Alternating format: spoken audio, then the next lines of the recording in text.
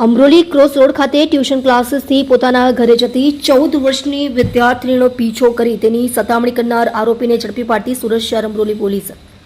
Amroli police station part A ગુનો registered number 2026 ભારતીય ન્યાય સંહિતા 2023ની કલમ 78(1) તથા the protection of children from sexual offences act 2012ની કલમ 11(12) મુજબના કામના ફરિયાદીની દીકરી ઉંમર વર્ષ 13 વર્ષ 10 માસની તારીખ 3/4/2026ના કલાક 10:30 વાગ્યા દરમિયાન ન્યૂ ક્રોસ રોડ ઉપર ચાલતા જતી હતી. તે સમયે એક મોટરસાયકલ ઉપર આવેલી સમયે ફરિયાદીની દીકરીએ ના પાડવા છતાં પોતાની મોટરસાયકલ ઉપર બેસી જવા અને તેની સાથે ફરવા માટે આવવા જણાવી વિદ્યાર્થીની સતામણી કરી ગુનો કરેલ વગેરે મુજબની ફરિયાદીશ્રીએ ફરિયાદ આપતા ઉપરોક્ત નંબર અને કલમથી ગુનો રજીસ્ટર્ડ કરવામાં આવેલ, જે અન્વયે પોલીસ ઇન્સ્પેક્ટર શ્રી જે.બી.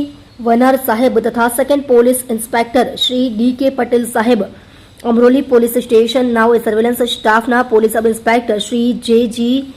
કામળિયા તથા ચોકી police sub inspector Shri R R. Jograna તથા સર્વેલન્સ સ્ટાફના માણસોને સદ્ધર ગુનામાં સંડોવાયેલ આરોપીને શોધી કાઢવા જરૂરી સૂચના અને માર્ગદર્શન આપેલ હોય, જેથી હેડ કોન્સ્ટેબલ કિશનભાઈ માવજીભાઈ તથા પોલીસ કોન્સ્ટેબલ હરેશભાઈ જાગાભાઈ નાઓએ બાતમી હકીકતના આધારે સદર ગુનામાં સંડોવાયેલ આરોપીને વિકી દીપકભાઈ રાઠોડ ઉંમર વર્ષ 32 રહે ઘર નંબર 177 સામર્થ સેરેન ઓરમા માસમા રોડ ઓલપાડ સુરત ગ્રામ્ય તથા બિલ્ડિંગ નંબર 127B16H2 કોસાડ આવાસ અમરોલી સુરત શહેરને કોસાડ રોડ પરથી શોધી કાઢીને ધરપકડ કરી છે.